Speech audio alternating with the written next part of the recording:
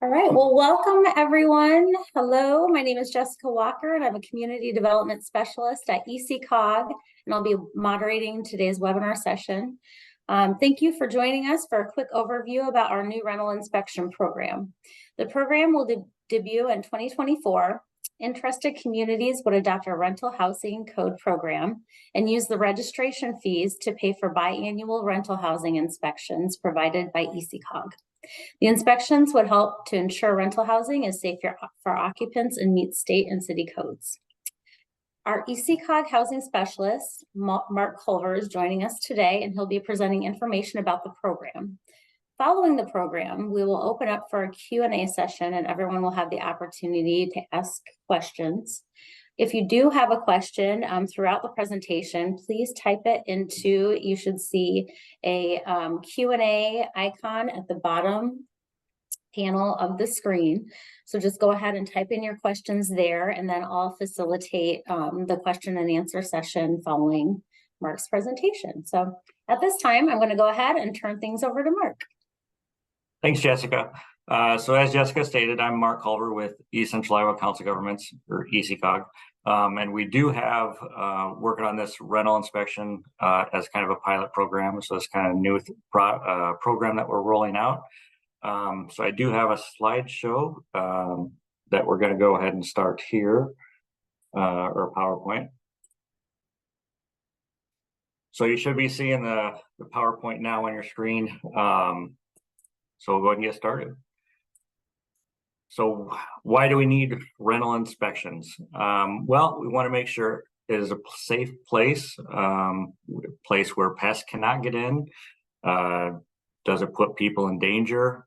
Will it protect them from the elements? And I mean, the really overall one is it safe? Looking for safe properties for everybody to live into. So these are all photos that I have taken at properties. So here we have a flooring, big trip hazard, also a big gap in the floor. Potential rodents be able to get into there. And then obviously they had put a new window in there and didn't really finish it. Exposed insulation, plaster breaking off. So that could be a hazard as well. This is an obvious hazard here. Obviously the plaster has fallen down, and they've even got a brace up there to hold the remaining plaster up there to keep from falling down to hit anybody or cause any harm. So this is a water heater vent stack. So as you can see, that has rusted through. The homeowner had no idea it was like this when I took this photo. So they were getting carbon monoxide poisoning within the home and not even knowing it. No detectors were in place, so they had no way of knowing. So this one here, so this is a sewage pipe that goes from the main house, and then from here it goes out to the city. And if you look right there, there's a crack in it.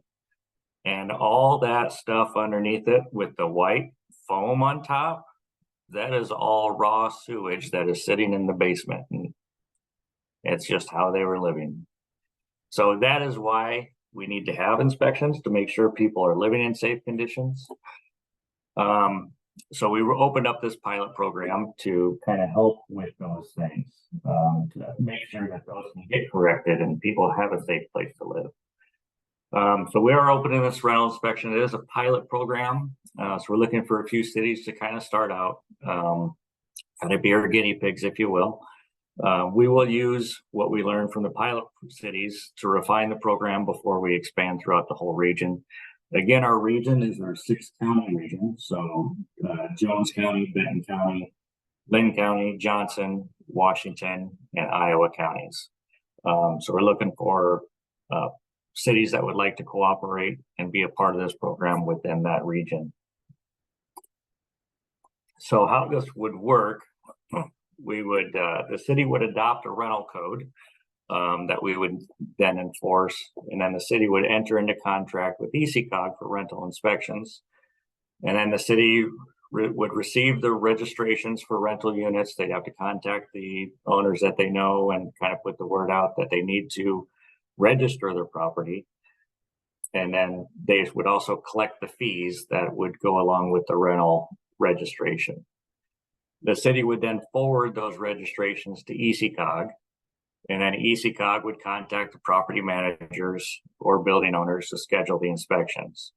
And then we would actually physically go out, inspect the properties, and follow up with any corrections that may be needed. So ECICOG invoices would then be sent to the city at the end of the month for each inspection that was held. And then the city would follow up with municipal infractions if needed, if there were problems or issues that were not taken care of or did not get registration in at times, that sort of thing. So this is kind of a draft of our rental code that we're kind of putting together for cities to adopt. This is a 12-page document. This is only the first 2 pages. We are kind of still working on that. One of the things we're kind of working on is right now the abatement, or not the abatement, but the appeal process. We're thinking the communities probably would just have city council do that. So we're kind of working on that as far as how we would want to deal with that with each community, and input from the communities on that, whether they want a whole appeal process team or just have city council be part of that. So the property registration is kind of what we're looking at here. And the prices here, we're probably going to tweak down a little bit. We're probably going to do a property, like an address, and then each additional unit. So like a 12-plex or 4-plex right now is set for $50 each. And so, if we do that, that can add up pretty quick, especially for a bigger unit. So we may do a price for just the address, and each additional unit would be an additional cost on that. And so really what we're looking for is we're looking for this to be safe housing. So, I mean, a lot of these are not big things that we're looking for. I mean, we're looking to make sure there's smoke detectors. We're looking to make sure there's a fire extinguisher. The ceiling and walls are in good conditions, not plaster falling down on somebody's head. Each unit has a kitchen or a kitchenette. Stove and refrigerator are working properly if they are supplied by the landlord. Kitchen sink functions and drains well. Adequate space for storage, preparation of food. Unit has fully functional bathroom, toilet, lavatory, basin, shower. And the water heater can heat water up to 100 degrees and capable of holding that. And we would have a laser test on that so we can actually test the actual temperature of the water. And then bathroom sinks and toilets. Every dwelling should have at least one operable window or door approved for emergency egress. All forms of egress are to be functional and free of obstruction. Heating facilities are properly installed and can heat up to 68 degrees. Stairs, steps, elevators, handrail, guardrail, they're all maintained in safe condition. Entry doors are in good condition and properly locked. All windows are functional and can be open. Bedroom windows can stay open on their own. They don't need to be blocked up. Every habitable room contains at least an outlet. It appears to be safe conditions. GFI protected outlets are in the bathroom, laundry, and kitchen. Circuit breaker is accessible in case they do need to reset anything. And clothes dryers are vented into the outside, not into the attic, not into the basement, which we've seen both situations. There are gas shutoffs for all the gas appliances, and the building appears to be pest-free. And chimney and supply smoke pipes are adequately supported and maintained. Foundation, siding, roof are in sound and good condition. And for mobile homes, we want to make sure that they have those tie downs in case there's a tornado or high winds, that they're not just going to blow off the blocks. So we would then, after the inspection, if there are repairs that need to be made, we can give them, 30 days to comply or what have you. Obviously, some different ones, if there's foundation issues or roof, sometimes they need a little longer time for those. But we would then write that down and got to contact that, or can talk to the city about that and let them kind of know what's going on. So that is kind of a real quick rundown of kind of what we're looking at, what we're hoping to do with the program. But if anybody has any questions, certainly you can ask them here on the chat. We can answer questions now. And if you think of questions later, you can definitely give me a call. And we would share these, if we're wanting this to be available to the cities, if anybody would like to have this program. And if you would not want us to do it, that's perfectly fine. We can share our documents, and we just want to make sure that the housing is safe conditions for everyone. So with that, Jessica, I'll turn it back to you. Okay, thank you, Mark, and thank you for sharing all of that information. We do have some questions coming in, so I'll just go ahead and start from the top. This question is from Derek Lumsden. He's asking, how often are inspections planned? And then is it yearly or every time there is a turnover in residents?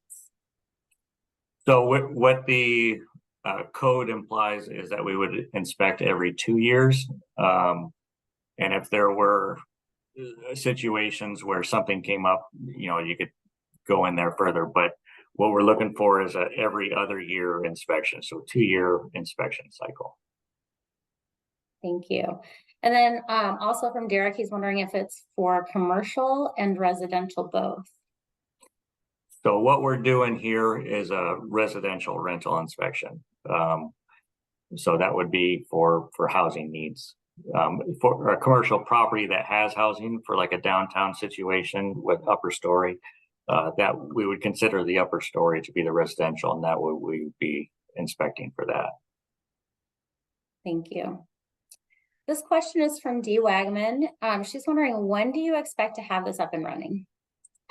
So we're expecting to start with our pilot cities probably around January 1st. We'd like to get this. We're close to getting everything kind of finalized out. We've been talking with other COGs that have had this program up and running already, and so we're kind of using their took their templates and kind of made it a couple changes, and we're pretty much done. But I think we're looking to kind of get this up and running after the first of the year.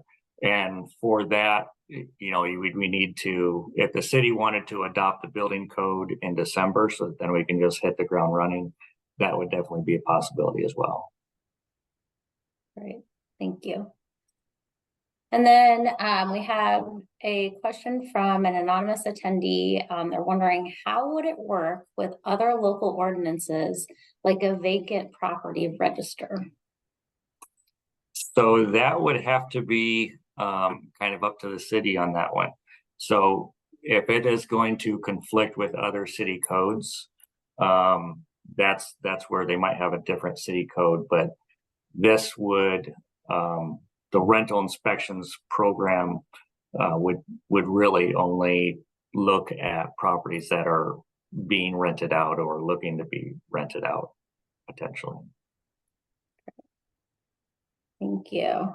A couple more questions. Can you elaborate on what the cost will be for the city?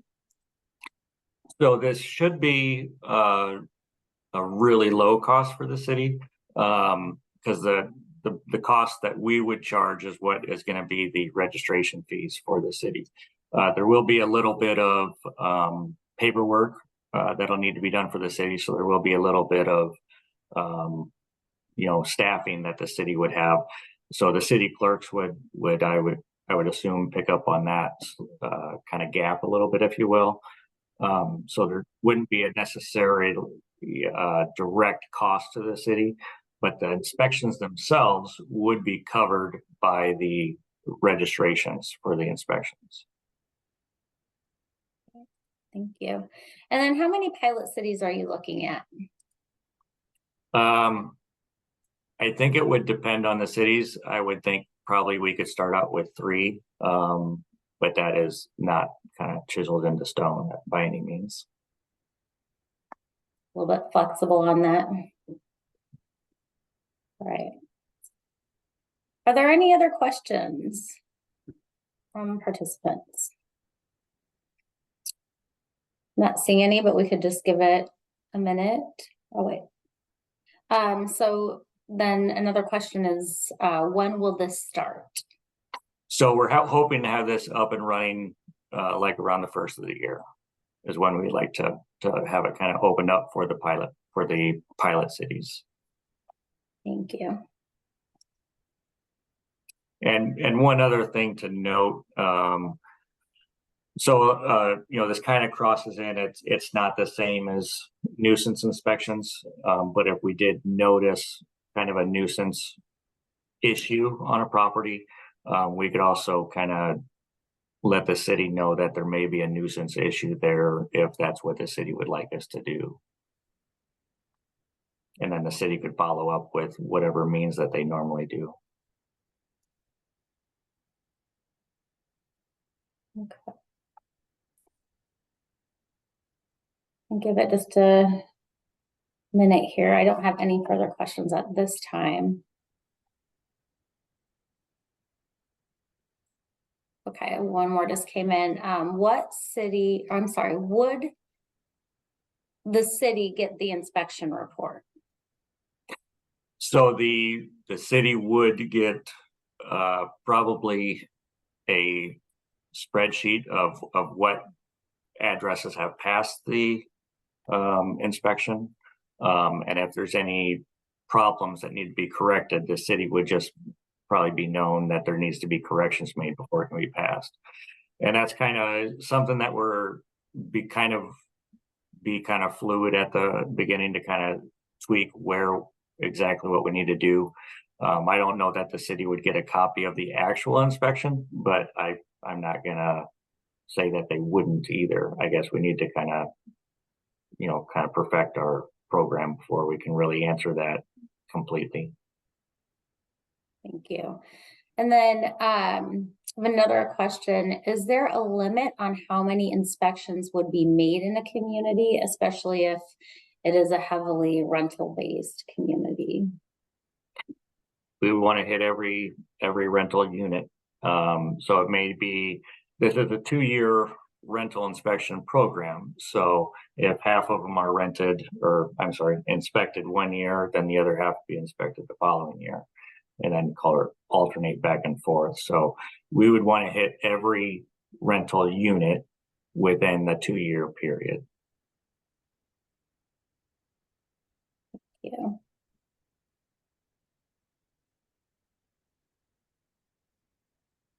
Anybody else have any other questions for Mark right now?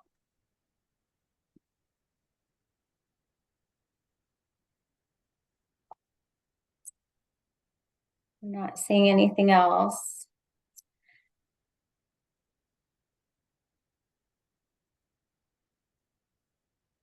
Oh, here's one more from Blake Hansen. He's wondering, what does your draft say regarding refusal of entry? I would have to look into that. Again, the rental units typically have, if a renter is refusing entry, they need to be given notice because the owner has the right to go into the property within written notice. So I would believe that if they gave a written notice, that then we would be able to get into the property at that point. But that I'd have to look into that as far as what the actual code says on it.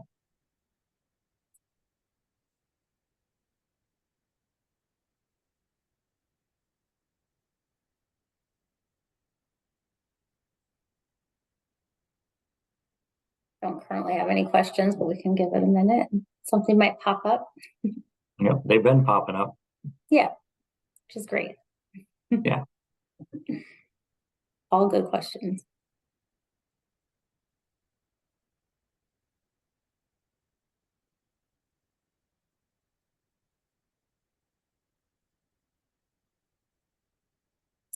I had a question just come through. What if the owner refuses entry? So I would assume that would mean that they are not complying with the rental code if the owner is refusing entry. And then, that would probably be municipal infractions at that point.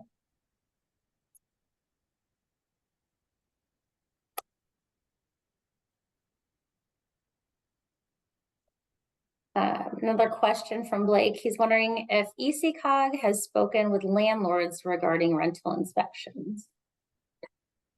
Yes, we've not opened it up as an open quorum.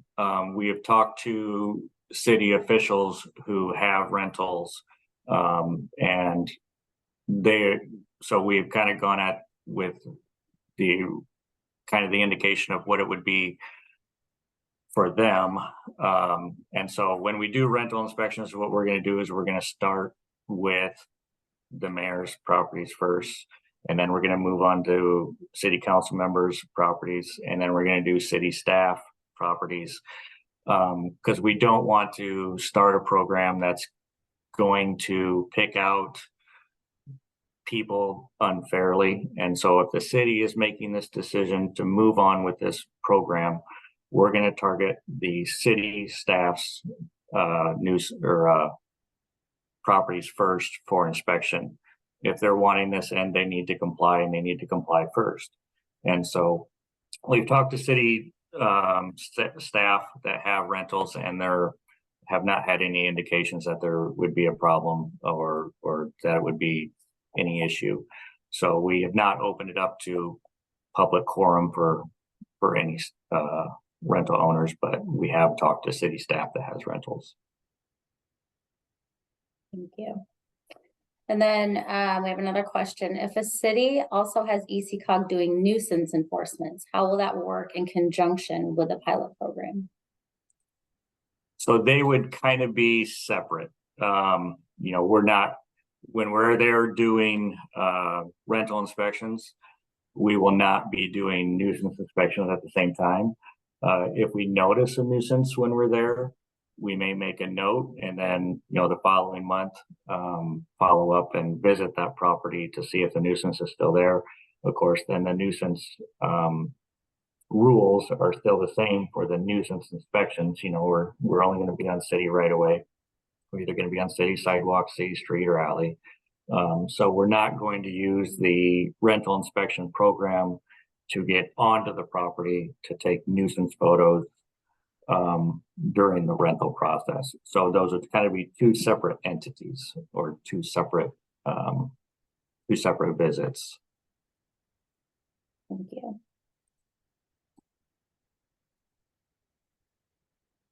Currently have no questions, but we will again give it some time in case something pops up.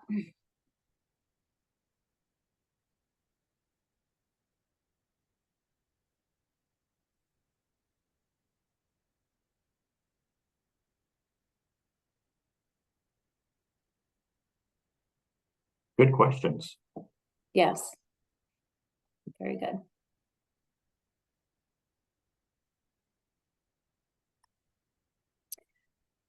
Do we want to maybe switch to the screen with your contact information just to make sure everybody has that? And then that way, if anyone comes up with any follow-up questions or things that they think of later that they forgot to ask today, or maybe just wanted to connect with you one-on-one, we could do that as well. There we go.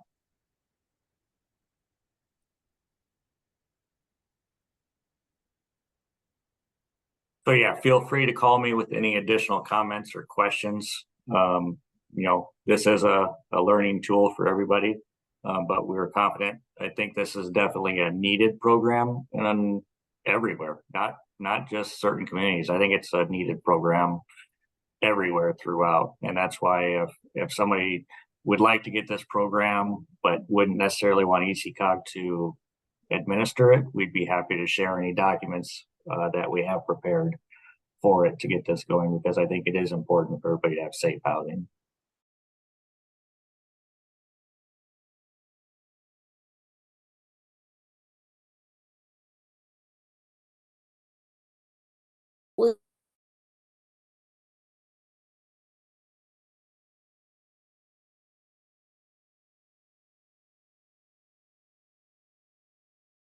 All right.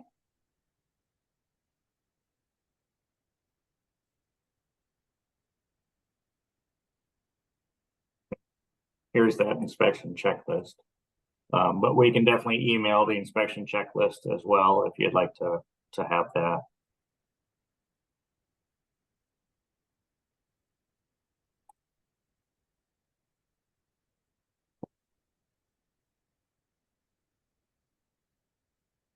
I'm not seeing any other questions coming in at this time. Does anybody have any final questions for Mark?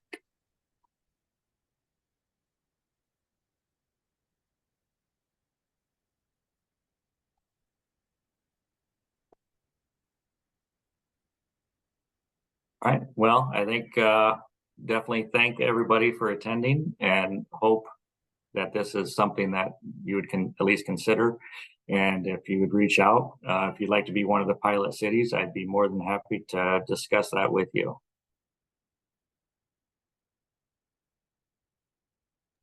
Thanks so much, everyone, for joining us. And again, if you have any follow-up questions, feel free to contact Mark.